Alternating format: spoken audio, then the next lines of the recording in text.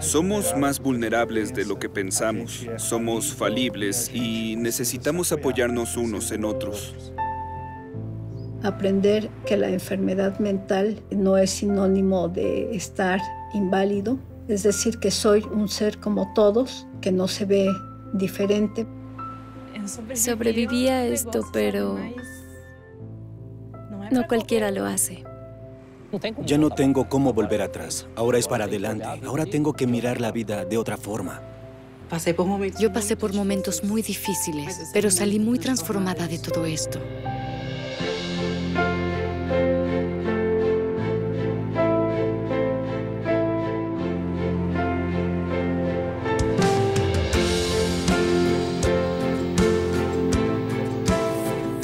Existir y resistir. El desafío de la depresión.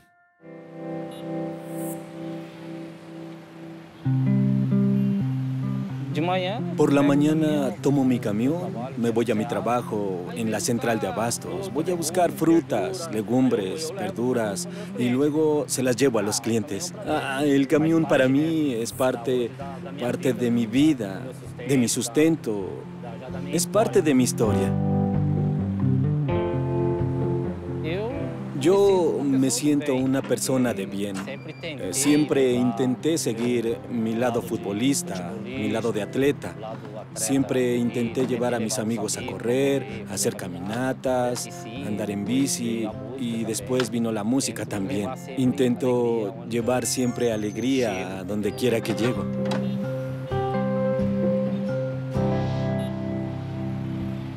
La depresión es una enfermedad silenciosa. No tiene un rostro definido, no tiene clase social. Las historias que vamos a contar hoy nos muestran un poco de lo que es esa enfermedad y cómo convivir con ella.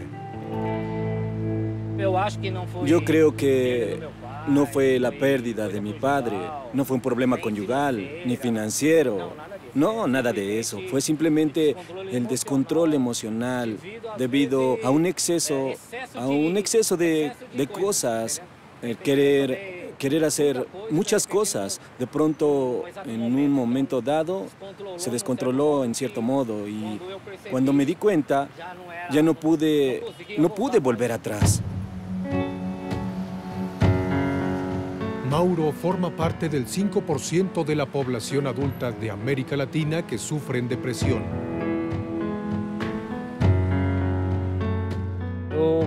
Yo comencé a entender que algo andaba mal. Había veces en que estaba en una fiesta con personas que me agradaban, haciendo todo lo que me gustaba, y simplemente me alejaba y de repente estaba llorando. Yo me preguntaba y le preguntaba a Dios, ¿qué está pasando conmigo? ¿Por qué estoy llorando? Y no obtenía respuesta. Los síntomas de la depresión pueden variar bastante, pero en la mayor parte de los casos, la tristeza es un sentimiento recurrente.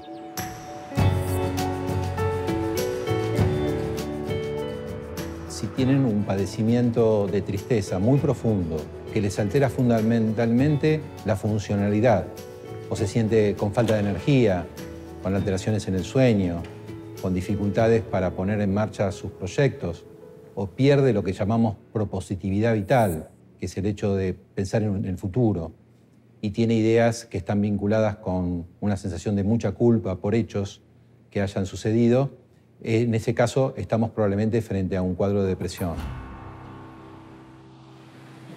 La tristeza no es patológica, es eventualmente hasta lo contrario, es un momento muchas veces de reflexión, ¿sí? De vivir ese momento de tristeza que hace madurar.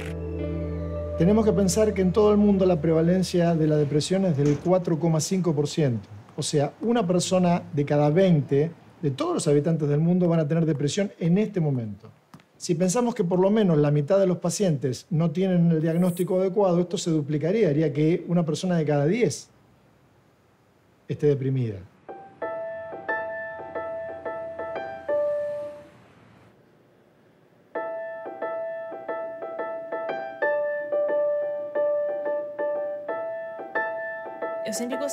Siempre me gustó estudiar, hacer las cosas dentro de un plazo y ser organizada. Me gustan mucho las cosas en las que viene un manual de instrucciones que debo leer para armarlas, ¿sabes? Antes de estudiar medicina, yo estudiaba ingeniería en el Politécnico. Me gradué, pero eso ya no me gustaba mucho. Pero no quería dejar el curso a la mitad, ¿sabes? Y después de que me gradué, era muy difícil encontrar empleo debido a la crisis. Y en cada entrevista a la que iba pensaba, ay, Dios mío, qué aburrido, no quiero hacer esto. Y ahí fui reuniendo valor y decidí cambiar, decidí estudiar medicina, que me interesaba desde la adolescencia. Hay un correlato entre lo que se siente y lo que sucede en el cerebro. Muchas veces hay alteraciones en la química cerebral. No es exagerado decir que la depresión tiene un componente biológico y toda depresión tiene un componente de estrés ambiental. Estudios han demostrado que la depresión es un desequilibrio químico en el cerebro. Eso es verdad, pero no explica toda la complejidad de la enfermedad, que puede estar relacionada a factores hereditarios, al estrés, a experiencias traumáticas y a muchas otras razones. Creo que estaba más animada para hacer las cosas, pero después, en el Politécnico, si yo podía dejar de entregar las cosas un segundo antes, lo dejaba. Y si yo hubiera estado normal, no dejaría que eso pasara, o por lo menos lo intentaba recuperar. Pero como que renuncié, lo fui dejando. Ay, ¿para qué voy a hacer eso? ¿No? Y lo fui dejando así. La anedonia, que es esa pérdida de la capacidad de sentir placer al realizar actividades que antes eran agradables, afecta a millones de personas en el mundo. La depresión lo que hace es robar la vitalidad de las personas y le quita la energía a todo lo que está en torno a ella. Hoy en 2020 ya conocemos, entendemos la depresión como una enfermedad que afecta principalmente nuestro cerebro, produciendo así esos síntomas psíquicos, tristeza, desánimo, ideas pesimistas, ideas de muerte, y que tiene repercusiones endocrinas, repercusiones inmunes y tiende a ser crónica y recurrente. Aquellos que tuvieron un episodio depresivo tienen mayor probabilidad de tener un segundo episodio. Yo creí que era normal, que era algo así como, se trata de ser adulto, te vas desanimando.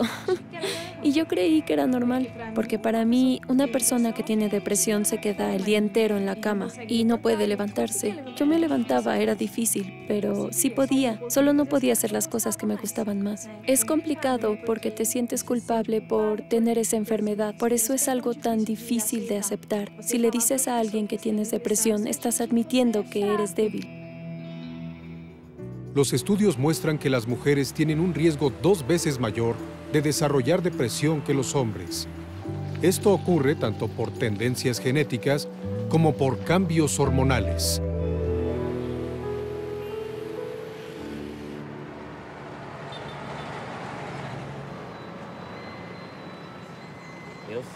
Yo tenía muchos prejuicios con la enfermedad, porque era algo que yo no conocía ni entendía. Decía que era pereza, indolencia, e incluso no diciéndolo, en mi mente lo criticaba.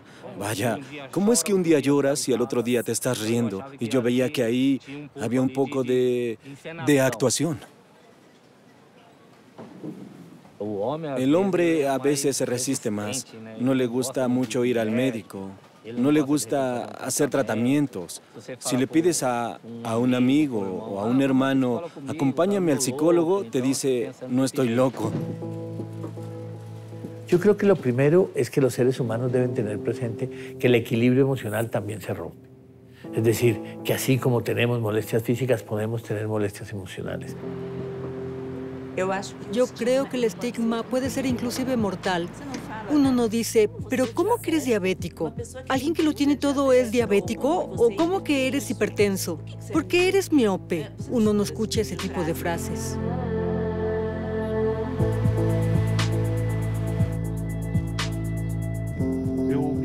Para que yo llegara a ese nivel de mi vida y pudiera decirlo ante un gran público con franqueza, fue una evolución muy grande. El tema de la salud mental de los médicos también está rodeado de tabúes y es un campo minado todavía, ¿no es así? Como profesional, yo seguí dentro del área de la psiquiatría, de la salud mental, pero nunca me quedé solamente en el área de psiquiatría. Siempre di consulta y la sigo dando, pero siempre tuve tendencia a volver a la gestión pública. Yo luché tanto contra ese diagnóstico. Es posible que en cierta medida aún siga luchando internamente, pero de una forma mucho más sutil. La lucha de Rodrigo es la misma de muchas personas con trastornos mentales. El estigma dificulta la vida de quien tiene depresión y puede hacer que la búsqueda de ayuda especializada tarde aún más. En general, los pacientes depresivos consultan con los médicos de atención primaria y no con los psiquiatras, no con especialistas en salud mental. Esto hace que muchos no tengan el diagnóstico adecuado hasta que ya llevan muchos meses o inclusive años de sufrimiento.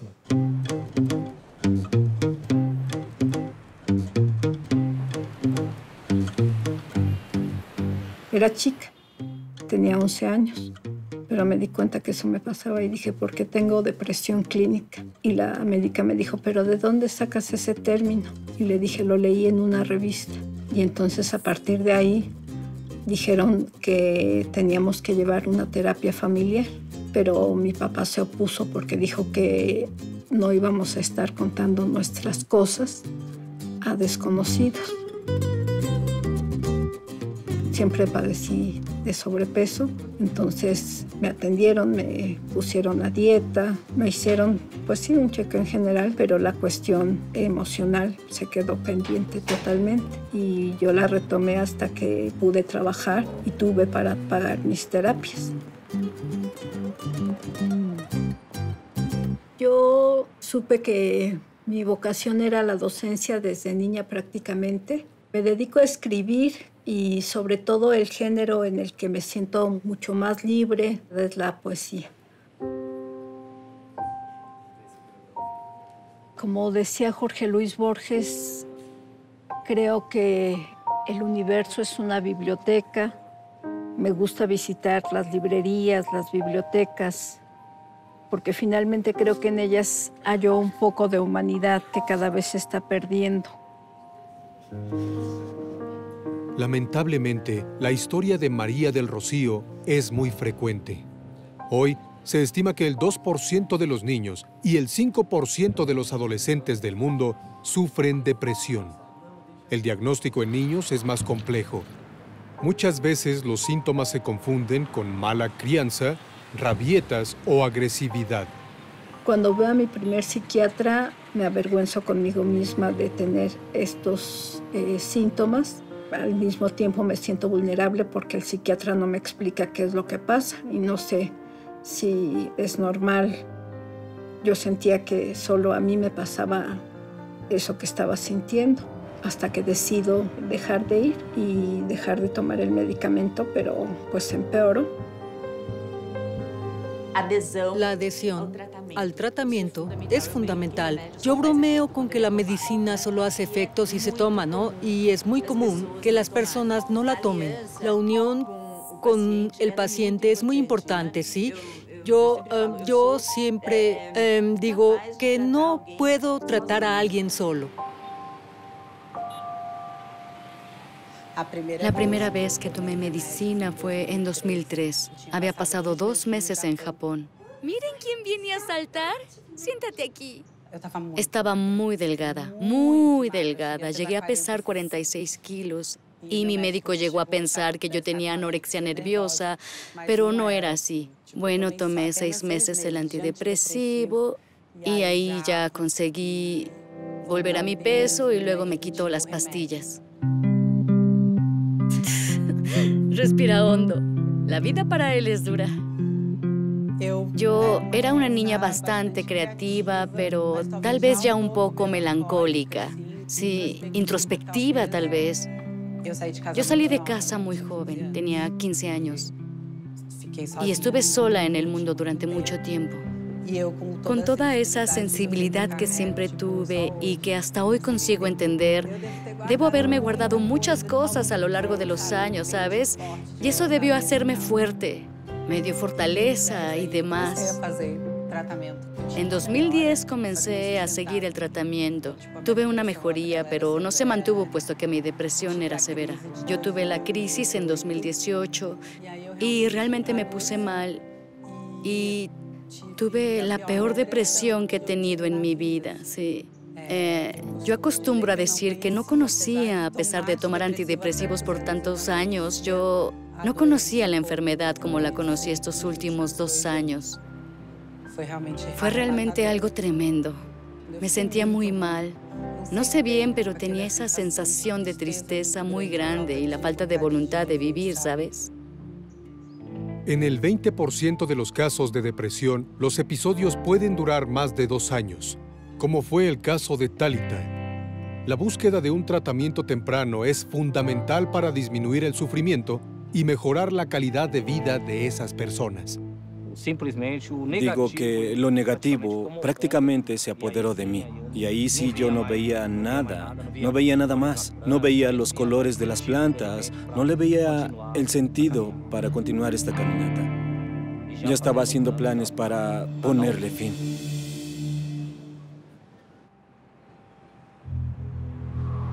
Todos los años, solamente en el continente americano, más de 60,000 personas mueren por suicidio. Cerca de 97% de los casos están relacionados con enfermedades mentales como la depresión. Mi hijo quería trabajar ese día conmigo y le dije que yo estaba bien. Mi esposa quería que fuera y yo insistía en que no fuera. Le dije que yo podía, que estaba bien. Así que yo me fui a trabajar, mostrando que estaba bien. Pero ahí yo ya intencionalmente, compré una sustancia y ya estaba haciendo planes para darle fin. Recuerdo que me sacaron del coche después, ya inconsciente, no recuerdo nada más.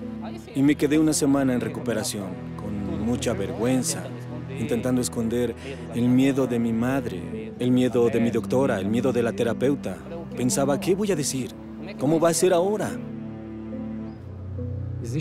Existe un mito de que quien se suicida no avisa, no habla. Eso es mentira, es un mito. La mayoría de los suicidas le comunicaron a las personas cercanas en los días o semanas previos de su deseo de muerte.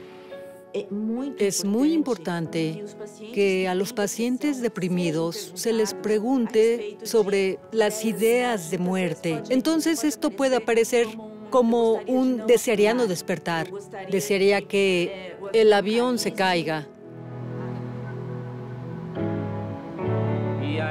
Y entonces mi madre llegó al hospital. Ahí ya tuve que enfrentarlo. La abracé, lloré. Claro, el remordimiento hasta ahora, no sé si sabe o no sabe, pero ahora lo va a saber, ¿me entiendes? Pero ya no tiene importancia, porque ahora ya no tengo cómo volver atrás. Ahora es para adelante. Ahora tengo que mirar la vida de otra forma. Y yo creo que hacer una labor de concientización para vigilar y saber que los niños pueden tener ya padecimientos como la depresión, como ciertos padecimientos desde la infancia y no dejar pasar toda una vida que se echa a perder, que se pudre hasta que alguien puede llegar y pagar su consulta porque de niño no le hicieron caso a su padecimiento. No tenemos una fórmula como tal que con esto podamos prevenir la depresión, porque los cuadros depresivos tienen una carga biológica importante. Pero creo yo que la prevención primaria es prevención secundaria. Identificar temprano, intervenir de manera precoz los trastornos mentales cambia de manera significativa el futuro de las personas. Aproximadamente 322 millones de personas en todo el mundo están deprimidas. El cuidado de la salud mental se ha convertido en un caso de salud pública. Yo creo que esa falta de cuidado ayuda a fortalecer esos estigmas de que quien tiene depresión u otros problemas mentales es débil e incapaz, y no es así. No estoy así porque quiero. Nadie quiere estar así. Son cosas que pasan. ¿Quieres sal y aceite? Sí, por favor, pero del balsámico. Dejamos atrás el modelo asilar para, en la política pública, buscar el modelo comunitario. Esto es, entrenar a la familia, capacitarla, quitar el estigma, no solamente a la familia, sino a todos los actores en la comunidad, para que, primero, no estigmaticemos a alguien que tiene un padecimiento mental y, mejor aún, podamos brindarle las mejores herramientas e incluirlo y hacer que funcione y que tenga bienestar ahí en su comunidad. En un primer momento no fui a buscar al profesional correcto. Fui a un médico general. ¿Fuiste a ver a tu prima? Sí, fui. Sí, y el diagnóstico que me dio fue que era ansiedad. Pero la medicina que me recetó, en vez de disminuirme la ansiedad, la incrementó más. Al comienzo del tratamiento, la doctora Luciana intentó tranquilizarme, pero por desgracia no lo consiguió y yo seguía decayendo todavía más, con pensamientos negativos. La verdad, la vida ahí prácticamente perdió el sentido. Y yo me veía así, no corría, no jugaba, no trabajaba. Fue un paciente que venía de otros tratamientos y no había respondido a la medicación anterior. Estaba en el tercer tratamiento con antidepresivos. Para que se den una idea, apenas 1/3 de las personas que vienen a tratarse la depresión van a responder al primer tratamiento antidepresivo y cerca de 1/3 de los pacientes no responden a 2 o más tratamientos clásicos con antidepresivos, tomados de la forma adecuada, con la dosis y el tiempo adecuados. Esos pacientes que no responden a por lo menos 2 antidepresivos es el grupo que nosotros llamamos depresión resistente al tratamiento. ¿Cómo has estado, Rocío? ¿Cómo te has sentido? Pues me he sentido bien. Me di cuenta que mi caso era un desafío y no era sencillo la estabilización. Cuando empecé a presentar los ataques de pánico, era un desafío, sobre todo para entender qué pasaba. Ella ha tenido una depresión que no se ha podido erradicar. Ha mejorado, ha tenido épocas de mucha mejoría y otras épocas donde tiene recaídas importantes. Gracias. Tenemos un gran estudio norteamericano, STAR-D, que mostró que en Estados Unidos la depresión resistente al tratamiento es de 31%. Según otro estudio hecho en América Latina, llamada TRAL, la prevalencia que mostró en América Latina sería de 29.1%. En general, esa depresión resistente al tratamiento tiende a ser más crónica, más grave. Ese paciente tiene un mayor riesgo de comorbilidades como diabetes, hipertensión y otras, y también un mayor riesgo de suicidio en comparación con personas cuya depresión no es resistente al tratamiento. Investigaciones recientes indican que la depresión provoca inflamación en el cerebro. Entre más tiempo pase la persona sin el tratamiento adecuado, más significativa se vuelve esa inflamación.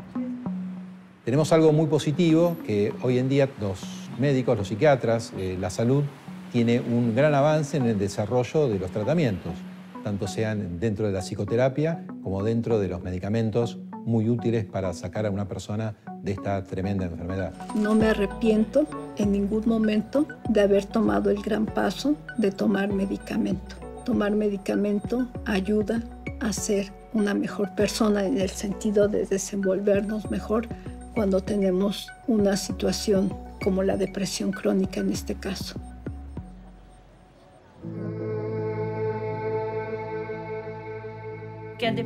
Y la depresión te hace sentir que eres nada, como si no tuvieras valor y como si no le agradaras a nadie. Yo creo que la psicoterapia ayuda más en ese sentido, de que vuelvas a creer, ¿sabes? El rol de las palabras y de la explicación es uno de los componentes más importantes en el tratamiento de la depresión. Nosotros, los humanos, somos seres explicativos. Y en el momento que nos explicamos las cosas, empezamos a funcionar de manera diferente. Le dimos nombre a lo que tenía. Y para mí, que algo tenga nombre es básico porque existe realmente. No existe nada más aquí porque muchas veces dije, es aquí, tengo que controlarlo y no. Cada persona siente y manifiesta la depresión de manera diferente. Además del tratamiento correcto con medicación y psicoterapia, que es fundamental, cada uno acaba buscando su propio camino para alimentar el bienestar y la calidad de vida. Yo fui buscando varias alternativas, libros, terapias holísticas. Además de la medicina convencional, yo tengo una conexión muy bonita y muy especial hoy en día conmigo misma, ¿sabes? La meditación para quien tiene ansiedad hace mucho, mucho bien. Para quien es distraído, yo era súper distraída, te hace enfocarte y demás.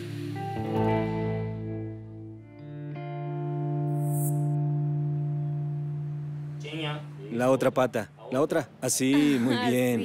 Yo creo que pasa lo siguiente. Los seres humanos necesitamos de otros seres humanos para nuestra caminata. Ven acá, pequeño, ven. Él estaba con una familia que todo el tiempo estuvo junto a él, que todo el tiempo le dio apoyo para que se tratara.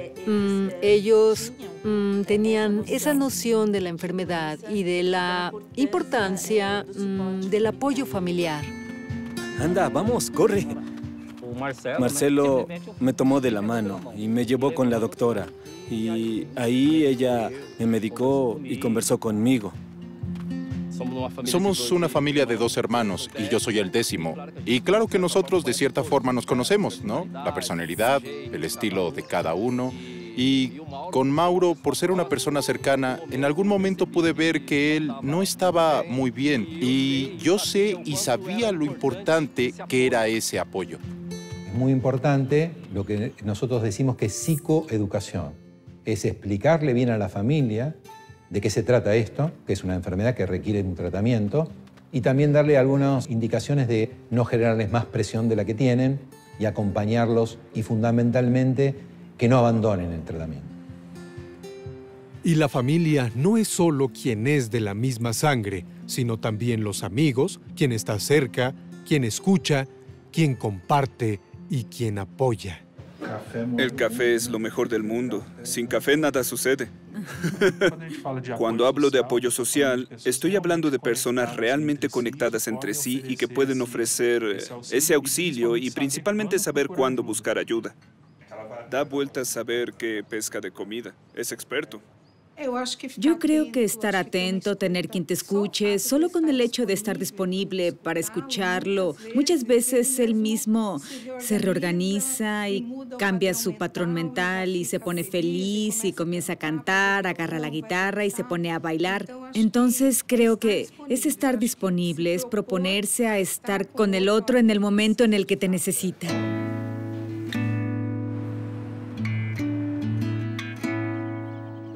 El ser humano está programado para vivir en grupo y eso estimula nuestro cerebro. Eso es como fortalecer nuestro cerebro y nuestras sinapsis se van multiplicando y van remodelando el cerebro. Y una de las cosas que logra ese estímulo es el contacto entre las personas. Incentivar el placer y encontrar actividades que nos gusten son también pequeños pasos que forman parte de ese viaje. Lo más difícil es cambiar un comportamiento y para mí lo más sostenible. Lo que consigo cumplir es el compromiso de tomar 2 veces por semana una clase de natación.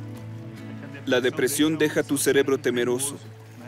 Por eso piensa siempre del mismo modo, reacciona siempre de la misma forma, no ve caminos alternativos para comprender lo que está ocurriendo consigo mismo, con el mundo, con las otras personas. Y el cambio de hábito es una forma de romper ese ciclo vicioso del temor cerebral. Los pasatiempos, sin duda, permiten que el individuo encuentre un espacio dentro de sí mismo.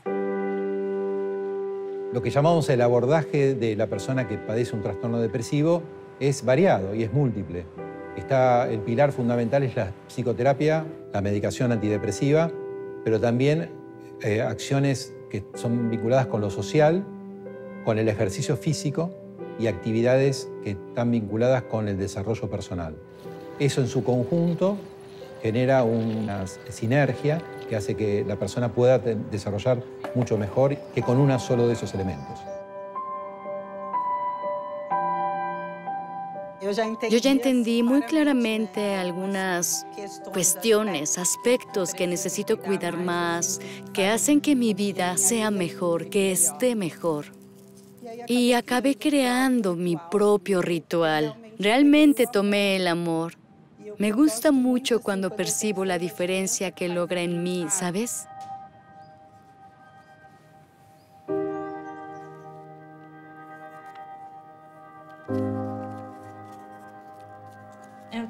Estoy haciendo un suru, que es un pajarillo muy tradicional de la cultura japonesa. Representa la suerte. Y si haces 1000 surus, según la leyenda, tendrás un deseo realizado. Cuando hice mi primer examen en la universidad, hice muchos surus para tener ese deseo realizado. Y lo conseguí, así que creo que funciona. Cuando hago origami, como es algo que puedo controlar, siento que me da calma, porque tengo una serie de pasos que voy a seguir para obtener lo que yo quiero. Me gusta bastante, me deja muy relajada. Vamos a afinarlas primero. Y empezamos. Haremos un dueto, ¿sí? 1, 2, 3.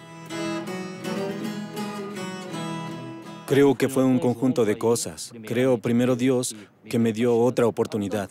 Y ahí, sin un cambio de comportamiento, enfocándome en los libros, darle más valor a la familia, a los animales, las plantas, la meditación, cosas que te dan placer. Y trato de mantenerme así todo el día. Es una búsqueda. Cuando toco la guitarra, simplemente lo disfruto. Listo. Muy bien, se queda. Ya entendí esto claramente, ya sabes. Algunos temas, aspectos que tengo que cuidar más, porque hacen que mi vida sea mejor. Cuando hago origami es algo que puedo controlar, por eso me da calma.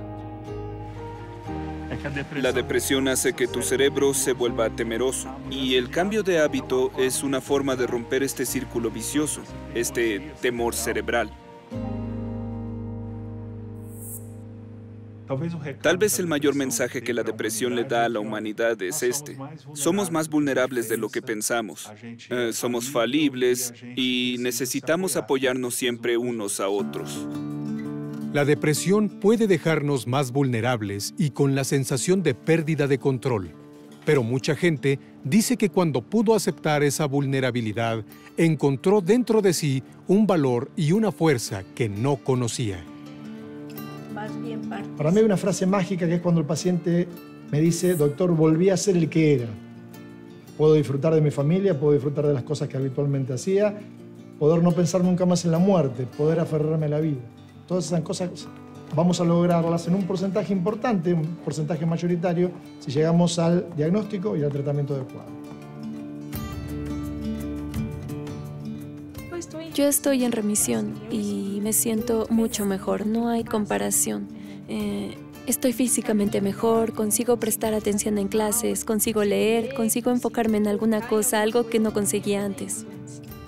El objetivo es tener una vida completa, que haga sentido. Creo que tenemos una historia y tenemos un legado que dejar, un mensaje. Y creo que sí, después de todo lo que he pasado, dije, ahora yo tengo que retomar y ayudar a personas para que no hagan las cosas que de repente por mi actitud hacía. Nosotros, como sociedad, tenemos que aprender a lidiar con esto sin el estigma, sin el tabú que en siglos pasados teníamos. Hay que inculcar a la sociedad la importancia de eso. Creo que está ocurriendo y en 20 años va a ser mucho mejor que hoy. Aprender que la enfermedad mental no es sinónimo de estar inválido, que puedes hacer muchas cosas. Hola, buenos días. Vine por mis gerberitas. Si yo no hubiera ido con Patricia, no tendría un doctorado. Entonces aprendo que tomando mi medicamento puedo lograr un doctorado Bueno, pues aquí está. Muchas gracias. Que tenga buen día. Aprendo que tomando mi medicamento puedo dar clase sin ningún problema, pues también sin ningún problema. Es decir, que soy un ser como todos. La depresión no sigue un único patrón. Llega sin avisar y no viene con un manual que sirva para todo el mundo. Nos enseñan que es preciso estar atento, es preciso aceptar y permitirse buscar ayuda. Si algo no le parece bien, no pierda tiempo. Pida una consulta con un médico psiquiatra. Dar el primer paso muchas veces no es fácil, pero no necesitamos estar solos en esta caminata. Sé que es muy dura, sé cuán oscuro es el panorama, pero también sé que con un buen tratamiento podemos ver nuevamente la luz y salir de ese túnel.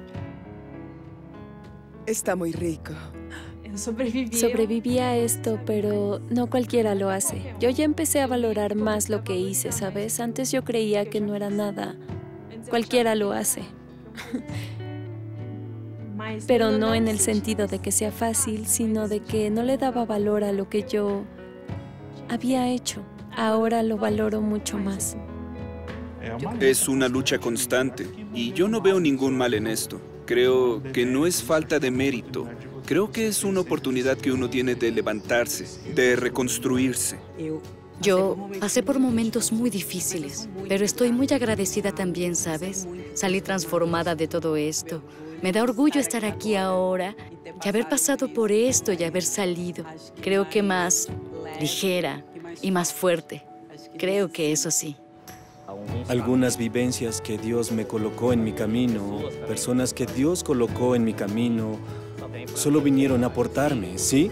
Evolucioné a donde estoy hoy. Creo que hay momentos en los que no siento mis pies en el suelo, floto.